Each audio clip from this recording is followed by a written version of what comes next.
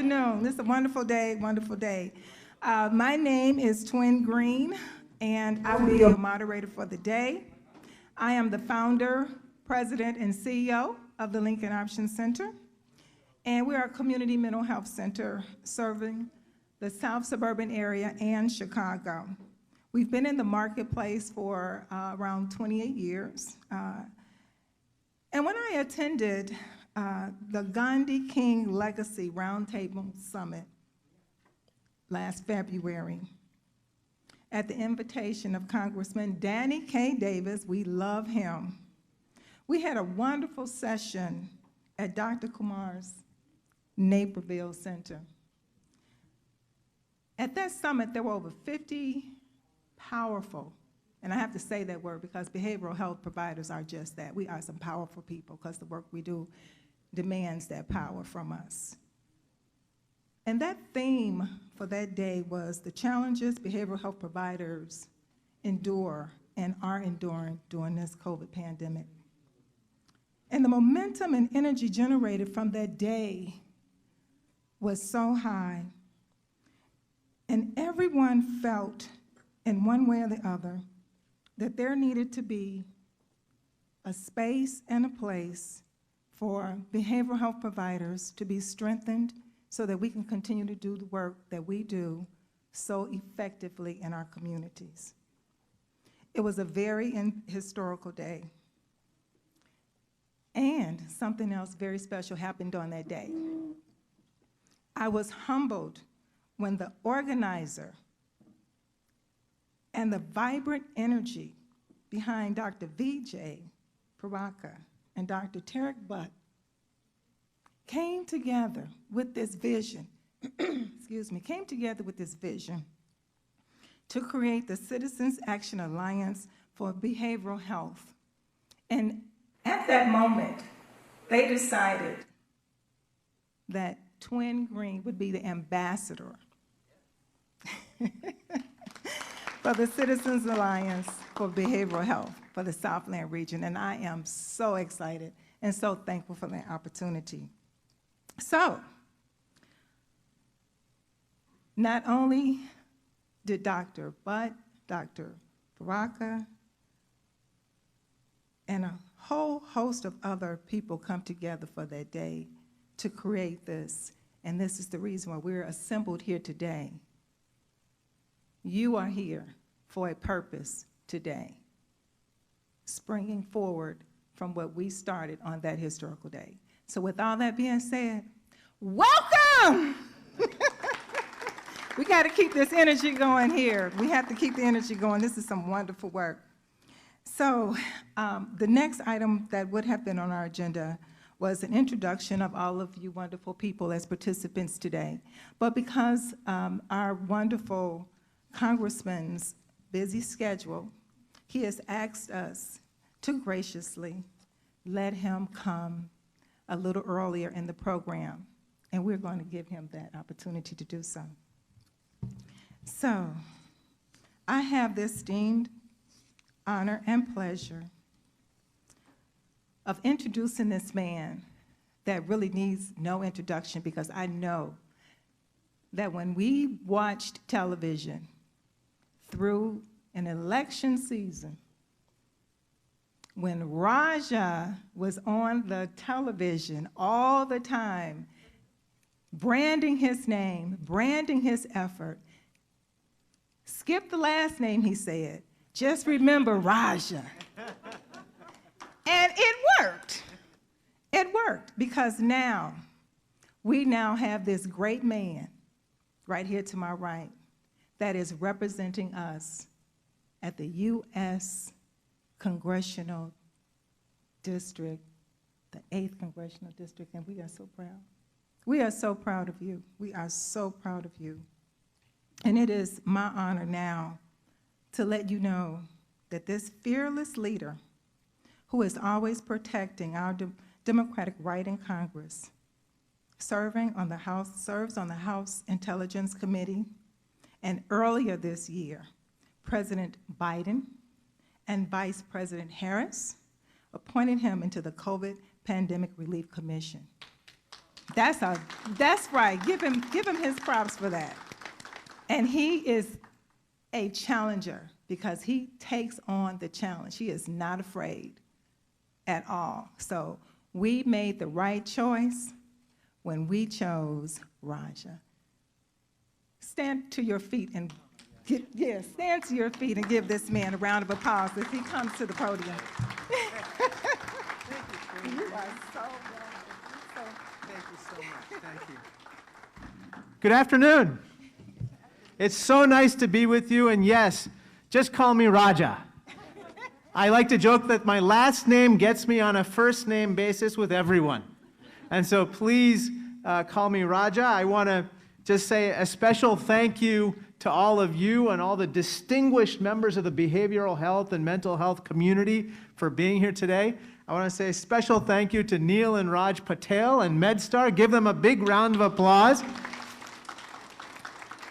They are true leaders in the community. They are civic-minded, charitably-minded folks. And I've known their family for a very long time, and it's so nice to be in the place named after their father, who was a good friend of mine too. So thank you to all the Patels and the Medstar family. I want to say a special thank you to Chief Vijay Prabhakar. Where is he? Oh, there he is. Of course, Ambassador Twin Green. We need a twin. We need another one of her. Dr. Tariq Bhatt, my good friend, and of course, Santosh Kumar, stalwart members of the community. Again, people who are looking out for people, people who are trying to serve, people who are there when people need them, to be there for them. So give all of them a big round of applause. And of course, my very good friend, who I don't see this moment, but maybe he's on his way, but the indomitable, the ever-present in spirit, Danny K. Davis, the congressman for this district, and one of my closest friends and allies in Washington, D.C. He really is I say in some ways he's the conscience of Congress. He stands for those who can't speak for themselves. He stands for the voiceless. He stands for those who don't have hope. He stands for those who need a fighter in Washington. And that's what Danny K. Davis does every day and has done every day of his life. And I am so grateful to be his colleague and friend. Now, what we're talking about today is very serious, folks. You know this. We're talking about behavioral health issues, mental health issues. We're talking about things that until recently were taboo. You don't talk about these things. You certainly don't talk about it in the culture that I come from, the Indian American, the South Asian community. You don't talk about it in lots of communities. It turns out that's something that unfortunately is common to all of us. But that has to change. That has to change. The statistics are pretty daunting.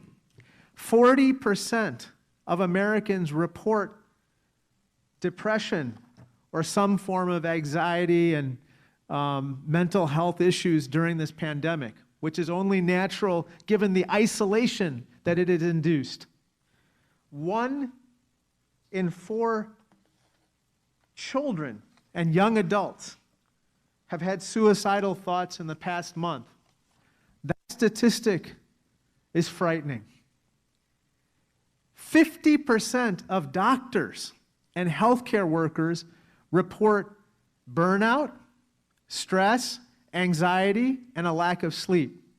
Now, with regard to that last statistic, if you think about it, and I'm looking at Dr. Tariq Bhatt because he deals with these people every day, 1 out of every 2 physicians reports these feelings, and guess what, folks? That affects all of us. Not only does it affect them, but it affects their patients. Now think about it. When you go to the doctor next time, are you dealing with that 1 of every 2 people who's currently going through a mental health issue, even as he or she is treating you? So that's why we have to deal with this subject seriously and strongly right now. On that latter score, with regard to health workers and physicians on the front lines. I happen to be married to one of them. Priya, my wife, is an anesthesiologist. The joke is that we both put people to sleep. So please have little caffeine now if you can. But on a more serious note, she was intubating those COVID patients from 1 year ago, and she's been doing COVID procedures ever since. And you can imagine what the stress and anxiety levels were, especially at the beginning when we didn't know what COVID really was, nor was there the personal protective equipment or gear necessary to take care of these people. I remember on the first weekend of the COVID pandemic, we had to go to Home Depot to buy a welder's face mask for her because they didn't have enough personal protective equipment in the hospital. So because of that, and because of everything that folks like you have been doing over the last year, I, in Congress, have taken it upon our office to basically advocate for you. And in that regard, I'm pleased to announce that as part of the American Rescue Plan, I co-authored the Lorna Breen Act.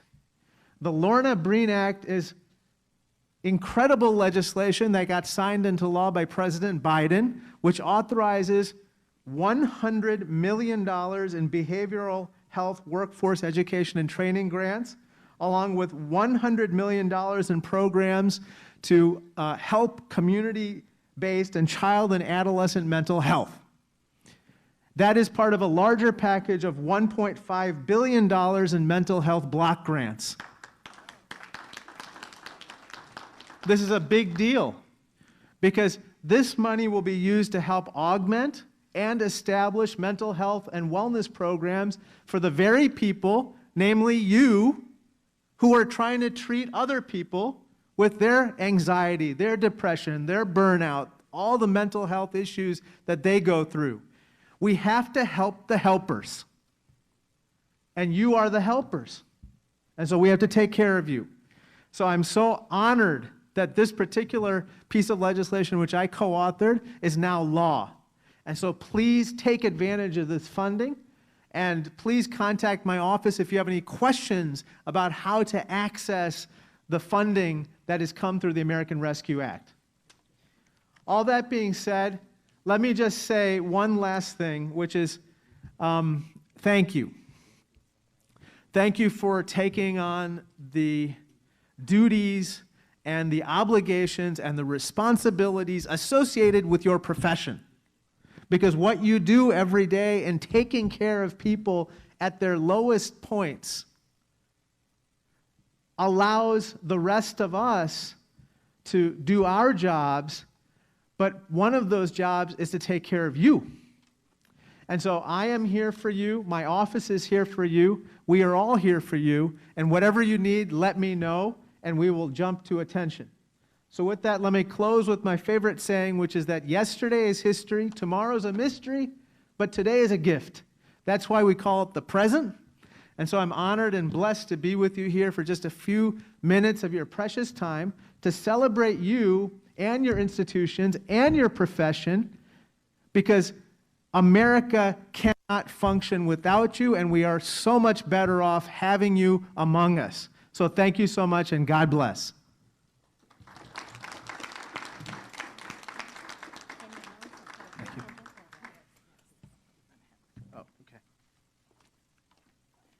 Thank you, Congressman, for that powerful call to action. If we could just stop for just 1 second, we would like, before the Congressman leaves, for some photos here, at the group photograph right on the stage. Okay. Thank you.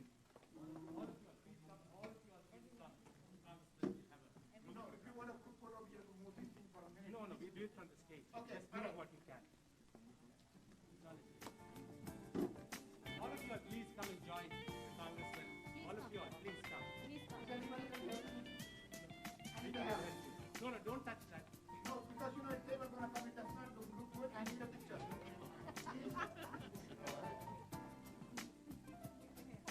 Let's have 6 people on a chair, please. Can I have a 6 chair? 6 chairs. No, we just do. Please come this side. Please come. Come on, please. Come on. I need a 6 chair. Can you move?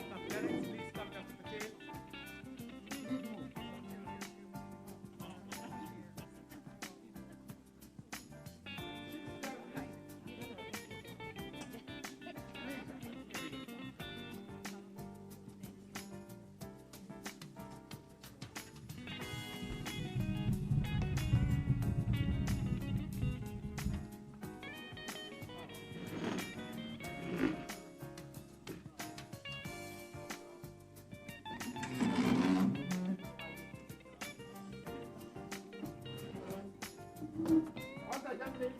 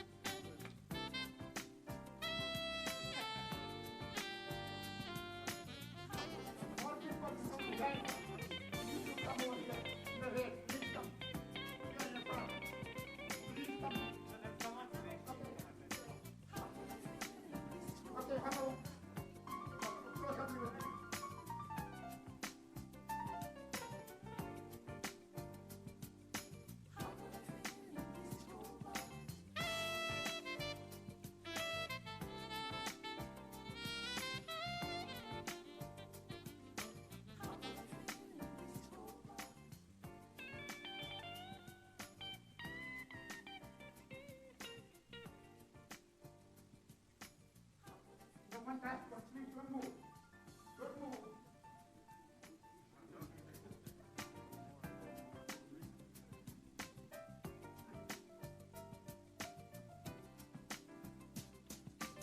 Patel.